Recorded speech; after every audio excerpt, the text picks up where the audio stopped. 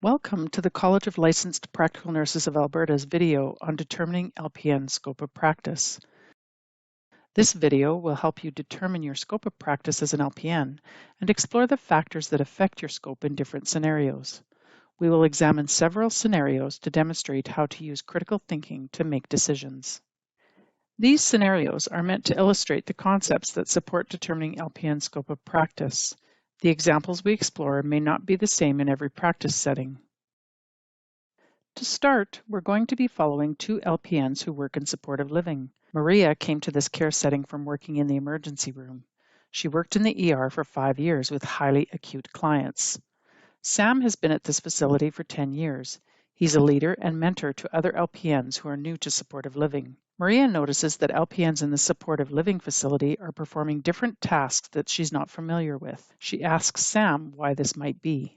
When I worked in the ER, I thought I understood an LPN's scope of practice, but now I'm seeing LPNs doing different things in different settings. Scope of practice is individual. It's different for each and every one of us. It can also change depending on your setting and your role, and it can change over the course of your career. I bet when you first started working in the ER, you didn't know how to do a lot of the tasks that you can do now. That's definitely true. Your scope of practice expands as you learn new skills. Now that you're working in supportive living, the tasks that you perform will change. You may not be doing some of the things that you used to do in the ER, but you will learn new things to care for the clients we look after here. This is a normal part of how scope of practice works.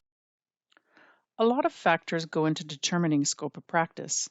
In the past, we've often talked about LPN scope of practice as a list of skills, like you might find in a competency profile. But it's impossible to capture every aspect of LPN practice in a list. LPN practice is complex, and it changes regularly in response to the needs of the healthcare system. Lists are difficult to keep updated due to technological advancements and new best practices. For these reasons, we are asking LPNs like Maria to use their critical thinking and consider different aspects that go into scope of practice. This will help individual LPNs when determining their own scope of practice. The Determining LPN Scope of Practice guideline developed by the CLPNA can assist with this process. Let's go through some of the key information found in this document. Scope of practice can be broken down into 3 main categories. These are regulatory, employer, and individual. To start, let's look at regulatory scope. It's hard to know how I even begin to figure out what my scope of practice is. You should look at your regulatory scope of practice, starting with the Health Professions Act. The role of an LPN is defined there.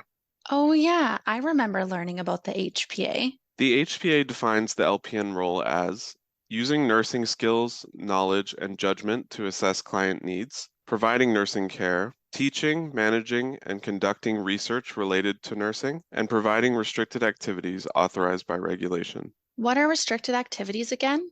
Are those tasks I'm restricted from performing? A restricted activity is a high-risk health service that can only be performed by an authorized healthcare professional like an LPN. So actually, you can perform some restricted activities.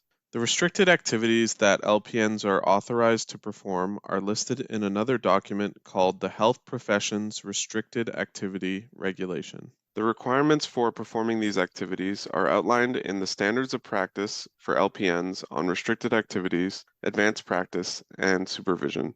It sounds like there's a lot in an LPN scope of practice. There is a lot in the LPN regulatory scope of practice, but that's not the only thing you need to think about when looking at your scope of practice.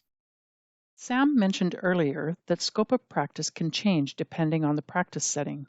Scope of practice is set by the regulator, and employers work within that regulatory scope of practice to define the LPN role in their specific setting. This is employer scope of practice. Employers outline the role through policies, guidelines, and job descriptions. This is why it's important to understand what your employer's documents say about your role. Your scope of practice can also change within your workplace. For example, your employer can support additional training to expand your role in that particular setting, as long as the new competencies still align with regulatory scope of practice. Or your scope can change if you move into a different practice setting. Let's look at how Maria's individual scope of practice is changing. I have a client coming in next week that's going to need their gastric tube changed monthly. I never did that in the ER. Sounds like you're about to learn something new. Here in designated supportive living, reinserting a G tube is part of your regulatory scope and also your employer scope of practice. The good news is that this facility supports your learning. We have an educator who will teach you the theory and provide hands-on instruction until you're competent and comfortable doing the task. That's great to hear. I'm excited to learn something new, but it does feel a little overwhelming with everything else I have to learn as a new hire. That's totally understandable. As an LPN, you're expected to get the training and education you need to meet the requirements of the role that you were hired to do. Just remember, you will be supported in learning this new task. As an LPN, you bring your own knowledge, skills, experience, and abilities to every client you see. This is your individual scope of practice. Individual scope of practice is a combination of a few different things. It starts with your entry to practice education, meaning the knowledge that you gained in your initial education program. It's also your practice experience. These are the skills that you develop while working within your role. And it's the additional training and education that you've pursued over the course of your career. As you can see, Maria's individual scope of practice grew as she became more experienced in different practice areas. Now that she's gotten training in reinserting gastric tubes, her individual scope of practice has grown again. So far, we've discussed regulatory, employer, and individual scope. Let's look at how all three of these factors work together to define your scope of practice. Regulatory scope of practice defines the boundaries of LPN scope of practice through the Health Professions Act and related regulations, standards, policies, and guidelines. Employer scope of practice defines your role in a specific practice setting through policies, guidelines, and job descriptions. Individual scope of practice defines the activities that you have the knowledge, skills, and abilities to perform. An activity must meet all three of these factors to fall within your scope of practice.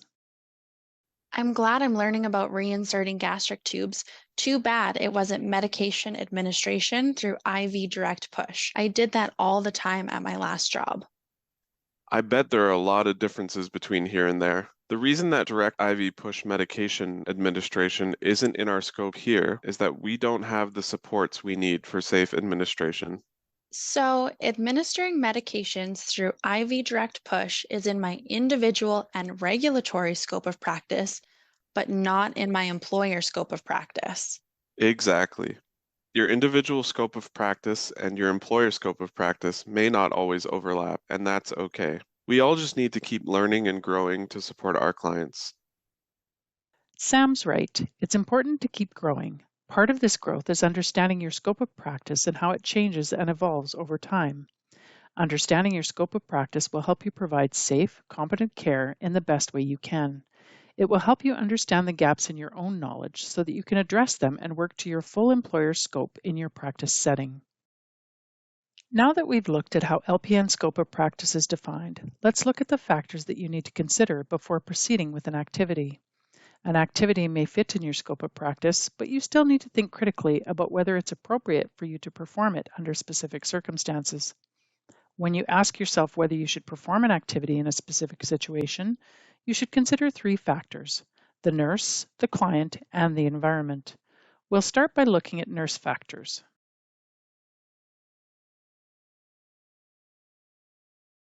My client who needs a G-tube reinsertion arrives tomorrow. How do I know if I'm ready?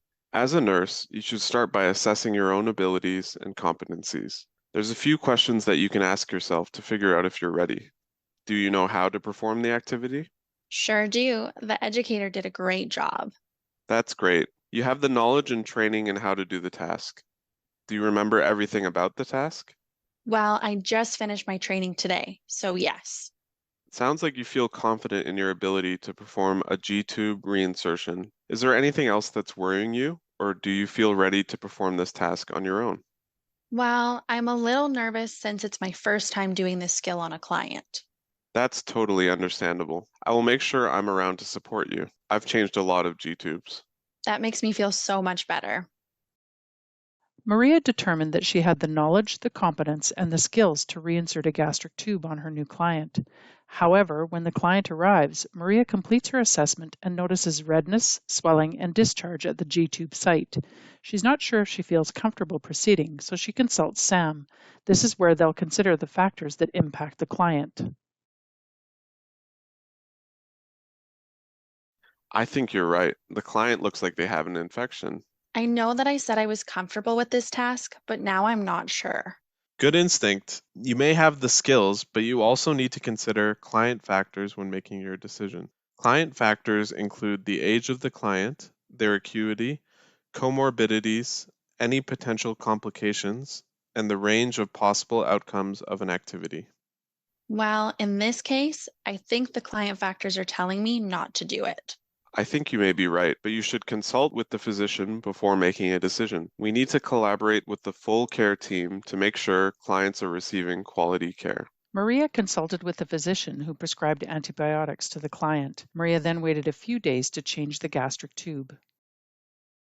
However, now it's the weekend and there's no one in the facility available to support her. Sam is on call, so Maria contacts him to ask for advice. He tells her about environmental supports. I'm just not sure about this G-tube. I know the doctor said today's the day, but there's no one here who can watch me. It sounds like you might not have the environmental supports that you need. Environmental supports? What are those? Environmental supports are anything that help you practice safely. Equipment, training, and policies are environmental supports. You have all of that here, but you also identified that you need someone to watch you perform the skill for the first time. That's another type of environmental support. Without that, it might not be a good idea to perform the task. So what should I do? Why don't you call the doctor and ask if you can wait until Monday, when more people are around? Maria called the doctor and was able to delay changing the G-tube until Monday. Thanks to critical thinking and support from Sam and the rest of the healthcare team, Maria was able to perform her first gastric tube reinsertion safely and competently.